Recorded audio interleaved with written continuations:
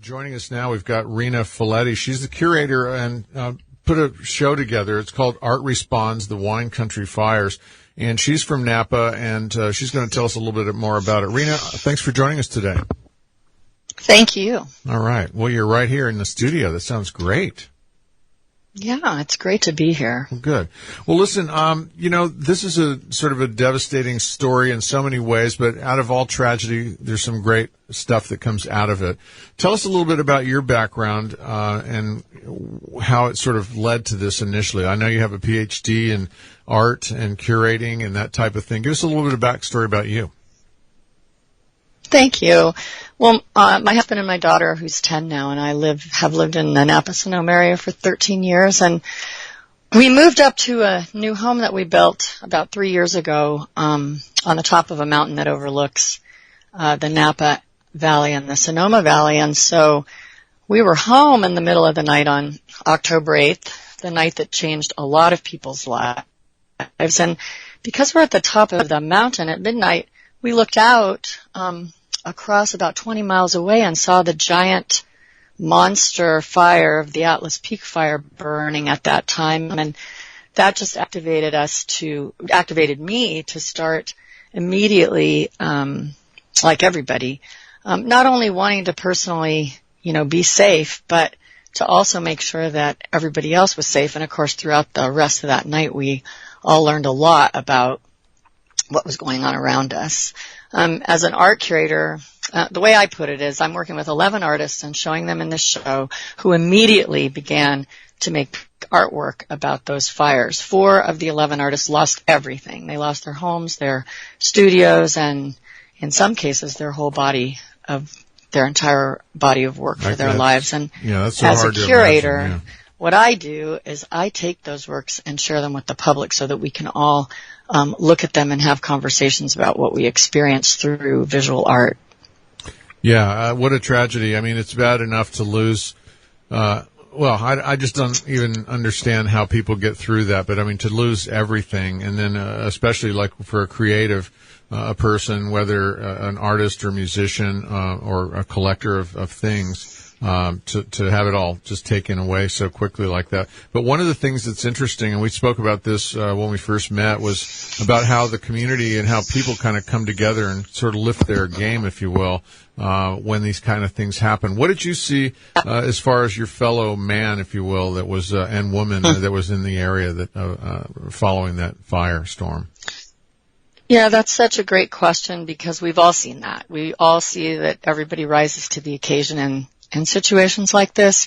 I think I had a kind of interesting overview, to put it that way, partly because I live in the mountains, and so I have, this point of view that's informed by how the mountain people, so to speak, reacted to the fires. And then also, my 10-year-old daughter's life is focused on Napa Valley at school and around the Napa, city of Napa where our friends are. So I had a unique double perspective, and I'm glad you asked about that. Up here where I live, which is very remote, if you know the Napa Valley or think about it, where I live is on the mountains that are right between the Napa Valley and the Sonoma Valley, right between like Yountville and Napa and Glen Ellen on the Sonoma side at the top of the ridge. And 1 mile from the house where I live in on my road is the fire station for the Mayacamas Volunteer Fire Department. Well, we all know that thousands and thousands of firefighters came in here to help to fight these monster firestorms that raged throughout the whole valley. Santa Rosa fire, the Tubbs fire,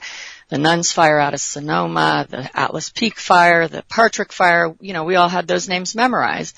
But it was the volunteer firefighters up here who are our neighbors fighting fire, saving our homes, half of whom lost their own homes during that time, that really brought our community up here, our rural community, together. And that was an amazing thing to see. I said that we had only, come up to our home and lived up here in the mountains a couple of years before the fire. So we were kind of the new guys on the block. But I'll tell you that the community totally has rallied, and we all know each other now. There are certainly people who've lived here for decades and already knew each other, sure, but now we really do. And what happened up here in a special way is that because I'm a historian and the board of the Mayacamas Volunteer Fire Department wanted to do something to be able to document the firefighters' experience, because the volunteer fire experience is so special and unique, that they asked me if I would help with this project. So I have been interviewing every firefighter up here in my community and hearing their harrowing stories of what they went through during those days when, the 5 days that the fires were uncontrolled. Mm-hmm. And so that's one part. And the other part, of course, is what most of us see, which is down in Napa, everybody rallying. We had to stay in a hotel for 7 months in Napa. There was so much incredible generosity by the Meritage Hotel, by nonprofits and businesses in town, just giving away food, giving away places to stay, feeding us for 2 weeks, and having firefighters stay there.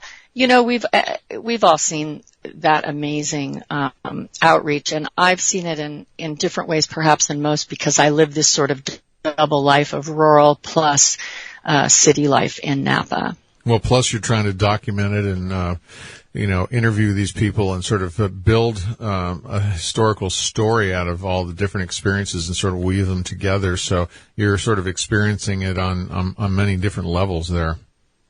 Mm-hmm, that's true. And then the art, I do the historian side, and then the art side has been an absolute privilege for me, because in a different way from the privilege of listening to the stories of the firefighters, the artists, as you mentioned earlier, have a tremendous way of, I kind of want to use the words of your earlier visitor, Diane, who was talking about post-traumatic growth in the aftermath. Mm-hmm. And I see these artists looking around at the same situations we've seen that those around us who've lost their homes have experienced. And as you said, literally from the ashes, and on a blank slate, starting to focus their whole creative life in a brand new direction, because it's the most important direction right now. And their art visually leads us to be able to open that conversation in a brand new way by looking at something and talking about it. Where do we go? How do we heal? What do these images help us learn and feel about where we go next as we heal and rebuild, which is a long process for those of us who've gone through it as a region, but the whole state of California. We thought that, we're almost to the year anniversary in October, and then fire season started again in August. Mm-hmm. Yeah. That was a shock. Yeah. Yeah. And part of I have a bunch of friends that are musicians and artists, and my whole life has been around these type of people. And, I'm a bit of a musician myself. I don't claim too much of that, but I just know that what the feelings are like. And sometimes you get to a point, and artists that I know have gotten to a point where they've done some really great stuff, but they just haven't gotten some motivation or inspiration. They feel stuck, or they feel, dry, or whatever the term might be. These guys were forced, in a sense, to, wake up and do something new, because they kind of had to if they wanted to carry on as an artist. And in a way, I'm sure that a lot of them feel on some level that this was, if nothing else, inspiration to carry on and to go and maybe not in a different direction, but just in another direction. Yeah, that's true. And the artists do that, Mike, but we all do that. Mm-hmm. There's a part of our exhibition. So let me say a little about how this exhibition and the series of events are organized. The art exhibition itself, which, as you said, is called Art Responds, the Wine Country Fires, is an exhibition of 11 artists who are they're established artists making really fine quality work, all very different, very unique and varied, in a gallery space that has been created for us and offered to us by Todd Sapolsky, who's generously worked collectively with us from his shopping and dining development that he's creating in downtown Napa, called First Street Napa. So he gave us a space in which to show these so that we could be centrally located downtown. So that's where the art exhibition will be, and it's going to be opening on October 10th, which is a Wednesday, from 6 to 8 p.m., 1252 First Street, Napa. So that's one aspect, and the most important. That will run from October 10th to December 15th, and you can look at it on my website, www.art-responds.com. But there's also a couple other things going on. Filmmakers are also doing tremendous things. We're showing a double feature of an art film by one of the photographers in the show who does tremendous time-lapse photography that he's taken during fires all through California. His name is Jeff Frost.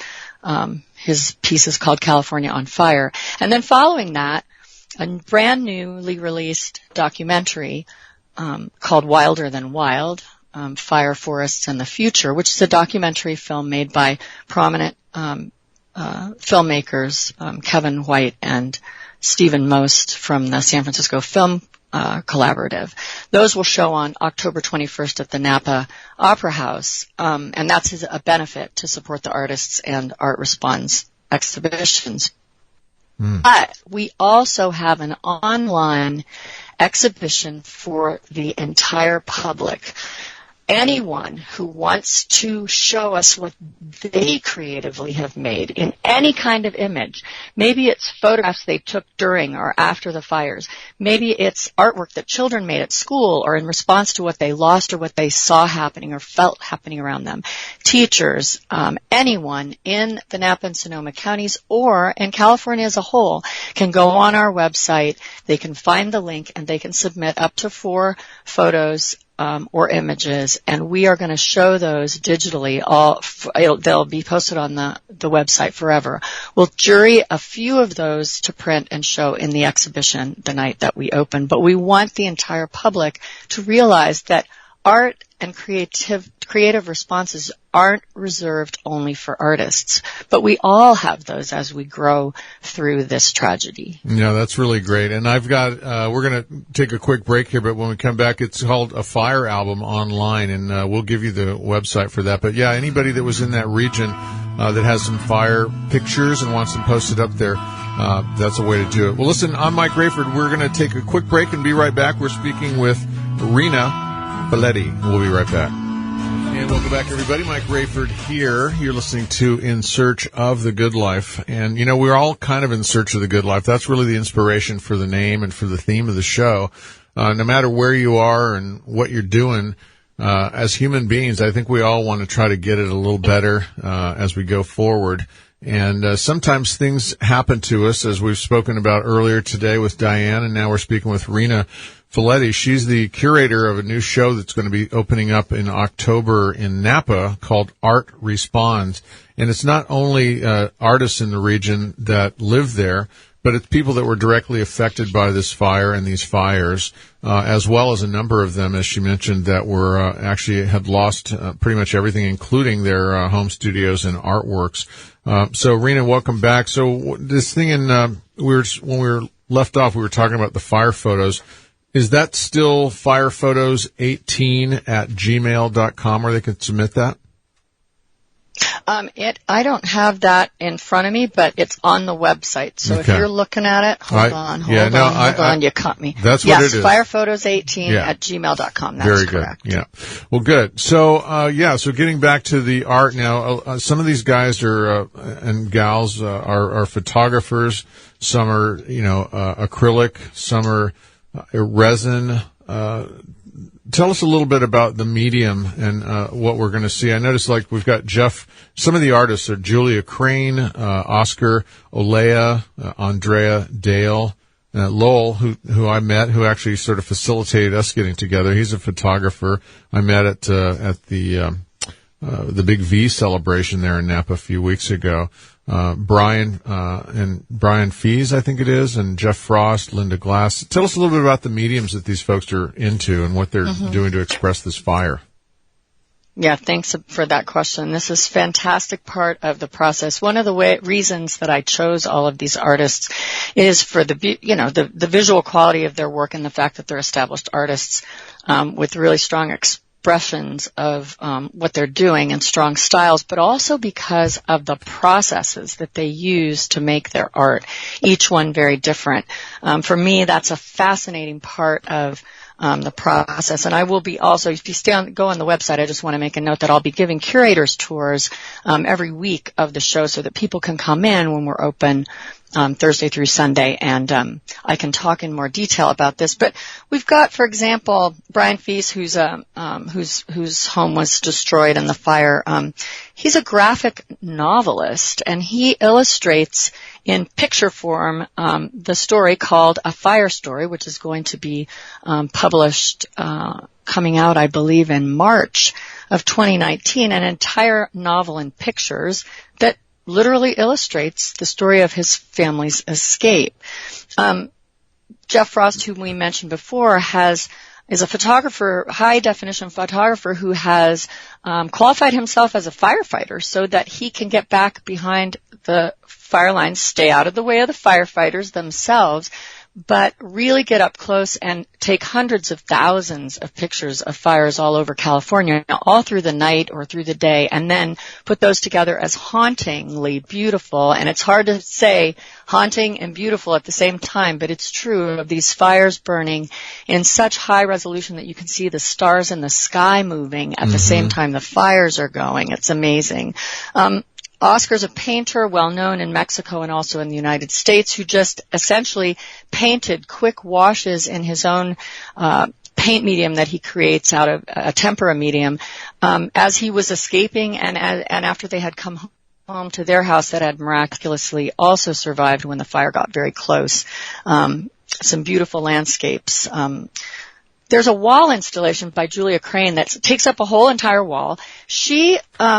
She's a resident artist at Chapelet Winery, and she went out on their winery property after the fires because the fire retardant bombers had dropped that retardant on the borders of her property and the Atlas Fire, which was moving north, and that's how they stopped it in the particular area. She took giant rolls of archival quality paper, and she took it out in the field, and she ripped these giant pieces, and then she picked up pieces of ash and stones and sticks and tree parts and trunks that had been burned or that the red retardant had fallen on, and she made kind of rubbed drawings, and then she installs those in a way that take up a whole wall. It's fascinating. Wow. And then we have several others. I can go on and on, but well, I'm on the website right now for people to get a sort of a feel for what you're talking about and the range and the scope of some of the art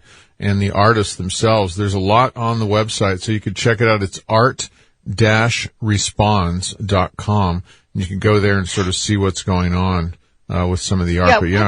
One more artist I want to mention, just because you mentioned his name, and he did something spectacular also as a process, was Lowell Downey, a photographer in town, actually rented an airplane on several occasions so that he could drive or fly over and take these fascinating photos of the areas that we don't see on the news. Near where I live, the burned out mountain areas that no one sees. And so those amazing photographs are also going to be on display there, along with another 11 total artists with amazing work to show. Well, so again, the dates on that is October 10th, which is the fire. It's hard to believe it's been a year, huh? It's just, I know. And then we've just had another one. Holy cow. So what are some of the things that are behind, I know that, it's recovering and surviving and moving on, but what are some of the other themes behind? We had mentioned earlier about the film festival. What are some of the sort of the driving force behind that? It seems like there's an environmental angle on this as well.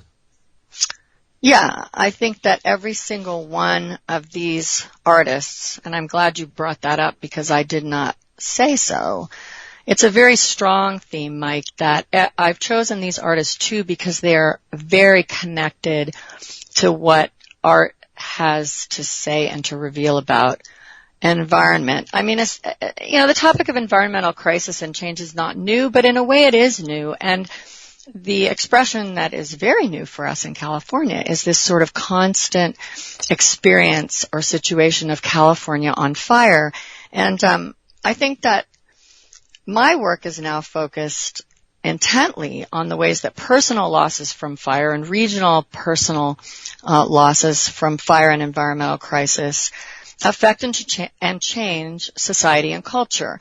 And the way that we can see that is art through a creative language that can help us all begin to talk and share and heal in the experience and the knowledge that our planet is changing due to our own human history, historic actions over hundreds of years of human technology, and we actually can say thousands of years if we go far enough back in history.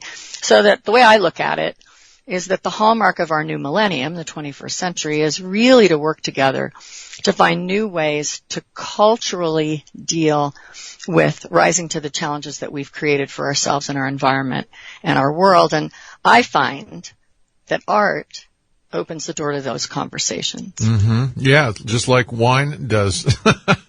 So I had to bring it all full circle, Rina. So forgive me for that. But there's so many threads that go together. I mean, music is one of the metaphors that I use a lot to describe the different nuances in wine and the different personalities of the winemaker, and as art as well, I use as a metaphor. And it's funny because there's so many ways that we can see things and experience things, but when we do come together, it's usually a thing like art or music or wine that sort of helps with the camaraderie and the communication, and it lets down some of the barriers that sometimes get in our way of just being with each other.